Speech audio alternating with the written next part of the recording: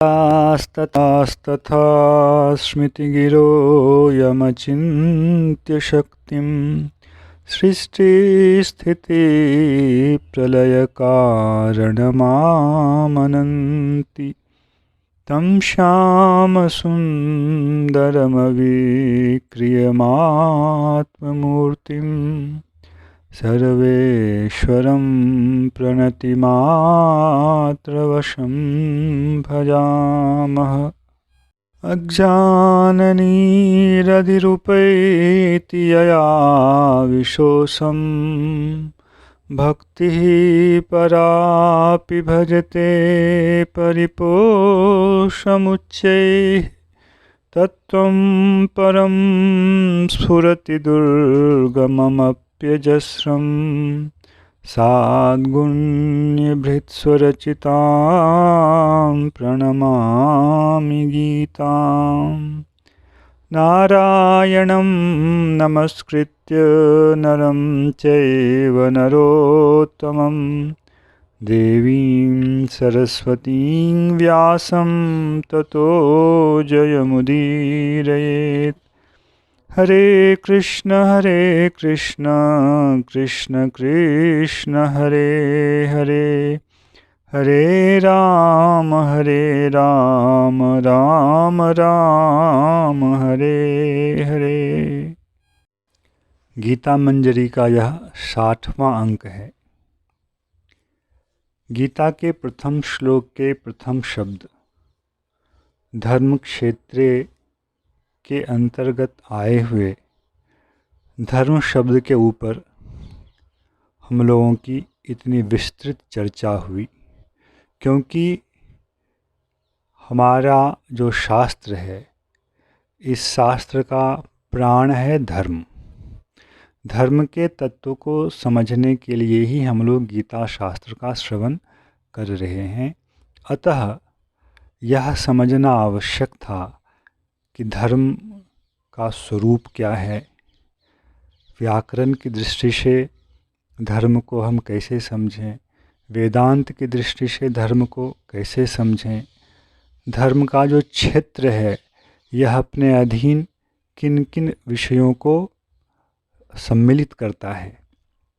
यद्यपि चर्चा के विषय और भी हो सकते थे, किंतु कुछ लोगों को देख रहा हूँ यह विषय अधिक भारी या जटिल सा लग रहा है, इसलिए उन अमुख्य विषयों को छोड़कर उन मुख्य बिंदुओं पर चर्चा की गई जिनके विषय में एक पूर्व सूचना हमारे पास होनी चाहिए। यदि इन विषयों में रुचि है तब तो गीता शास्त्र में आगे बढ़ने में आनंद आएगा। यदि इन विषयों में रुचि नहीं है तो गीता शास्त्र सर्वदा ही हमारे लिए कठिन बना रहेगा। हम लोग धर्म के तत्व को ठीक से नहीं समझ पाएंगे, और यदि धर्म के तत्व को ठीक से हम लोगों ने नहीं समझा तो आचरण में कुछ न कुछ न्यूनता, कुछ न कुछ त्रुटियां हमेशा बनी रहेंगी। विगत गीता मंजरी में पुरुषार्थ के विषय को समझने के लिए जिन तत्वों को जानने की आवश्यकता है उनके विषय में थोड़ा दिग्दर्शन कराया गया कि हमारे अंदर जो प्रश्न उठते हैं, मैं कौन हूँ, संसार क्या है, मैं क्यों बंधा हुआ हूँ, कैसे बंधते हैं हम और कैसे इससे हमें मुक्ति मिल सकती है, इसके लिए जो क्षेत्र है वह वेदांत का क्षेत्र कहलाता है। और वहाँ बहुत सूक्ष्म तरीके से वैज्ञानिक दृष्टि से कार्य कारण की पद्धति से विषयों की चर्चा होती है, और यही गीता का प्रधान विषय है। इसलिए गीता को उपनिषद कहा गया है। गीता के प्रत्येक अध्याय के अंत में गीता को उपनिषद कहा गया है, और उपनिषद को ही वेदांत कहते हैं। वेद के 4 प्रमुख भाग हैं, और उनमें से जो सर्वश्रेष्ठ और अंतिम भाग है, वेद का जो अंत है, वेद का जो शीर्ष है, उसे वेदांत कहते हैं, और उपनिषद का ही दूसरा नाम वेदांत है। इसलिए जब गीता के प्रत्येक अध्याय के अंत में यह कहा गया है इति श्रीमद्भगवद्गीतासु उपनिषत्सु, तो वहाँ उपनिषद के द्वारा यह बताया, सूचित किया गया उपनिषद शब्द के द्वारा कि गीता प्रधानतया वेदांत ग्रंथ है और अन्य विषय इसमें, वेदांत जब भी आएगा तो विषय तो अन्य आएंगे ही, किंतु तात्विक दृष्टि से, कार्य कारण की दृष्टि से विषयों पर गंभीर चर्चा यहाँ की गई है। इसलिए गीता के अधिकारी होने के अंतर्गत यह भी हमें एक विषय रखना पड़ेगा कि ऐसे विषयों में जिनकी रुचि है वे ही गीता को समझ सकते हैं। जिनकी रुचि ऐसे विषयों में नहीं है उनके लिए गीता ग्रंथ थोड़ा कठिन ग्रंथ पड़ेगा और इसीलिए अधिकांश लोग गीता ग्रंथ को समझ नहीं पाते हैं। धर्म शब्द के ऊपर यह चर्चा हुई, किंतु प्रथम शब्द है धर्म क्षेत्रे। धर्म क्षेत्रे कुरुक्षेत्रे। मध्य के किसी गीता मंजरी में इस विषय पर भी थोड़ी चर्चा हुई है कि कुरुक्षेत्र क्यों धर्म क्षेत्र है, और किसी क्षेत्र को हम धर्म क्षेत्र कैसे कह सकते हैं।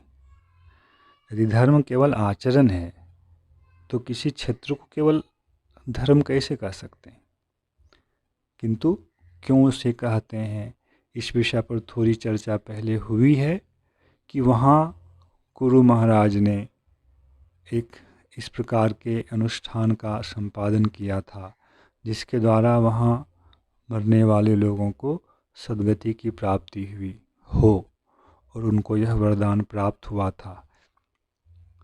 इतना ही नहीं, चर्चा में यह विषय आया था कि कुछ ऐसे तत्व हैं प्रकृति के अंतर्गत अथवा प्रकृति से बाहर भी जिनके साथ उस भूमि का संबंध है।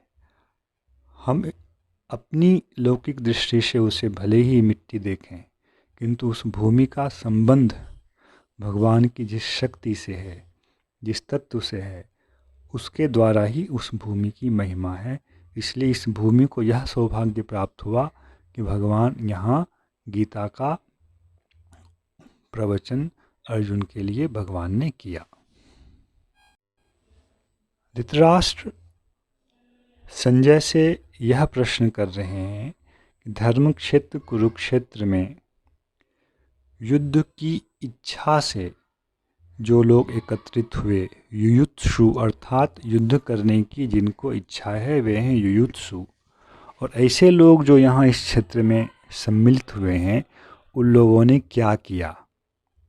यद्यपि शब्द ही कह रहा है जब युद्ध करने के लिए एकत्रित हुए हैं तो उनको युद्ध करना चाहिए, परंतु धर्म क्षेत्र कह के ऐसा कहना, इसके पीछे धृतराष्ट्र का कोई और ही मंतव्य है।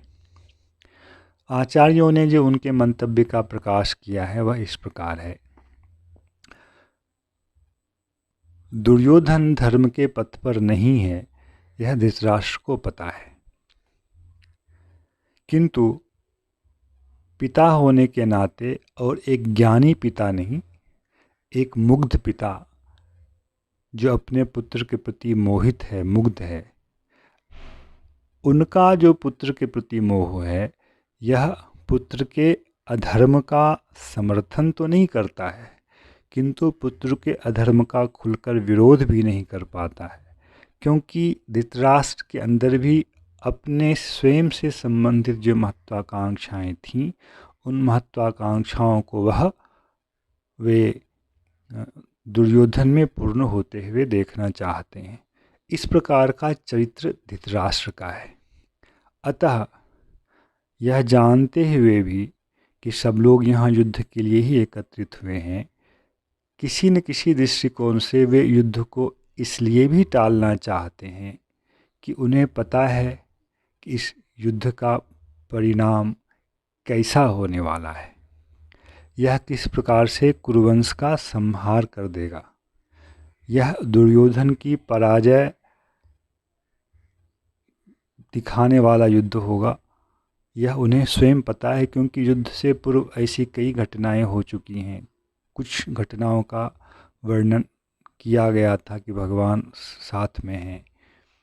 विदुर जी इत्यादि ने यह कह दिया है कि अंत में विजय तो श्री कृष्ण की ही होनी है, कृष्ण जिनके पक्ष में है उनकी ही होनी है। यह सब विषय धृतराष्ट्र जानते हैं। तथापि पुत्र के प्रति ऐसा मोह है कि ना तो उससे वे अलग हो पाते हैं। इधर कुरुवंश जो है वह लुप्त ना हो जाए, उसकी परंपरा नष्ट ना हो जाए, इसकी भी उनको चिंता होती है। तो इस प्रकार से बड़े ही द्वंद्व में फंस कर इस प्रश्न को कर रहे हैं। और प्रश्न के पीछे भाव यह है, दुर्योधन तो धर्म के पथ पर आने से रहा, किंतु जो पांडुपुत्रगण हैं, पांडवगण हैं, इनकी तो मति हमेशा से ही धर्म में रही है। तो क्या इस भूमि में एकत्रित होने के बाद इस भूमि के प्रभाव से उनके मन में ऐसा कुछ और भी ऊंचा धर्म का भाव उदित हुआ है कि वंश के विनाश से बचने के लिए यदि युद्ध को ना करें और किसी प्रकार यहाँ से हट जाएं, दुर्योधन की ही बात मान लें, इस प्रकार का कोई और भी उदात्त विचार पांडवों के मन में आया हो, तो यह सुनने की इच्छा धृतराष्ट्र की है।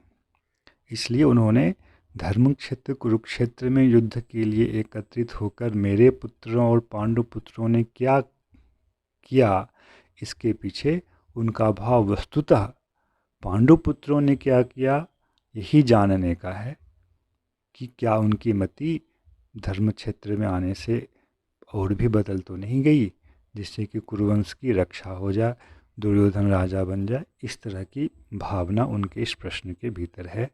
जय श्री कृष्ण। हरे कृष्ण कृष्ण कृष्ण हरे हरे, हरे राम राम राम हरे हरे।